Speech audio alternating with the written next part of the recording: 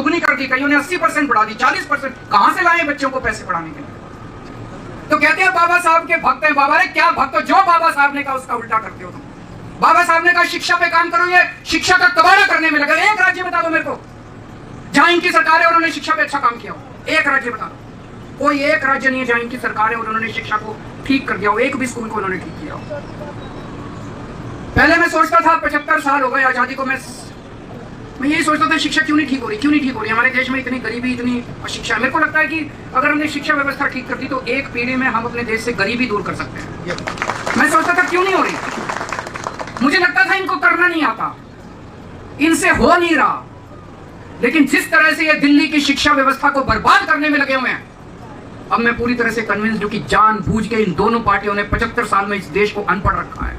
जानबूझ के अनपढ़ रखा है। एक षड्यंत्र के तहत, साजिश के तहत इस देश को गरीब और अनपढ़ रखा गया है। इन दोनों पार्टियों ने मिलकर रखा अपना वोट बैंक बनाने के लिए।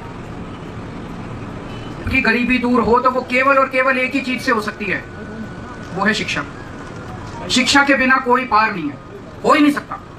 अगर हम अपने देश में बच्चों को शिक्षा नहीं देंगे, एक जैसी शिक्षा नहीं देंगे, अच्छी शिक्षा नहीं देंगे, देश तरक्की कर ही नहीं सकता।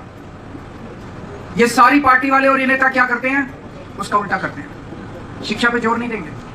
और अब जो दिल्ली के अंदर चल रहा है ये तो बेहद दुखद है, जो कुछ भी चल रहा है। जब हम राजनीति में नहीं आए थे, हम सोचा करते थे, हम एनजीओ में काम करते थे, हम समाज सेवा में काम, झुग्गियों में काम किया करते थे। हम देखते थे सरकारी स्कूलों की बहुत बुरी हालत थी, गरीबों के बच्चों के लिए बहुत बुरी शिक्षा थी। हम देखते थे कैसे प्राइवेट स्कूल वाले शोषण करते हैं माँ बाप का, बच्चों का। फीस पे फीस बढ़ाते जाते हैं, फीस पे फीस बढ़ाते जाते हैं। जब हमारी सरकार बनी, दिल्ली के अंदर और कुछ हो ना हो, हमने शिक्षा का अच्छा इंतजाम कर दिया। सरकारी स्कूल शानदार कर दिए। प्राइवेट स्कूलों को 10 साल तक फीस नहीं बढ़ाने दी, 10 साल तक इनको फीस नहीं बढ़ाने दी। लेकिन अभी 2 महीने भी नहीं हुए और इन 2 महीनों के अंदर इन्होंने पूरी शिक्षा व्यवस्था का बेड़ा गर्क करना चालू कर दिया दिल्ली के अंदर। ऐसे है जैसे अब एकदम से लूट मच गई। जैसे सारे प्राइवेट स्कूल खराब नहीं होते, लेकिन कुछ प्राइवेट स्कूल ऐसे हैं जैसे भूखे भेड़ियों की तरह झपट के मार रहे हैं पेरेंट्स के ऊपर। जो सोशल मीडिया पे देख रहे हैं, बच्चों को लाइब्रेरी के अंदर बंद कर दिया जाता है, बच्चों को क्लास अटेंड नहीं करने देते, बच्चों के ऊपर जिस तरह से तानाशाही बर्ताव किया जा रहा है कि फीस नहीं दोगे तो ये कर देंगे, वो कर देंगे, नाप फीस। कईयों ने तो, मैं भी आने के पहले सोशल मीडिया पे देख रहा था, एक आदमी कह रहा था जी 2 लाख रुपए कर दिए साल तक। कहां से लाए, कहां से लाए इतने बच्चों को पैसे पढ़ाने के लिए?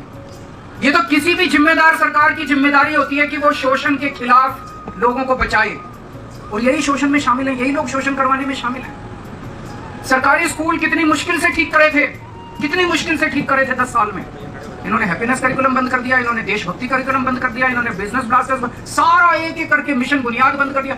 एक एक करके जितने अच्छे काम करे थे सरकारी स्कूलों में, सारे बंद करते जा रहे हैं ये लोग। अभी कल गुजरात की एक स्टोरी आई थी। गुजरात के 157 सरकारी स्कूलों में 10वीं क्लास के बोर्ड के पेपर में एक भी बच्चा पास नहीं, एक भी बच्चा। 30 साल से इनकी गुजरात में सरकार है। शर्म से डूब मरना चाहिए इनकी पार्टी को कि गुजरात के अंदर 30 साल सरकार चलाने के बाद अगर शिक्षा व्यवस्था का गुजरात में ये हाल है, अब वही हाल ये लोग दिल्ली का करें।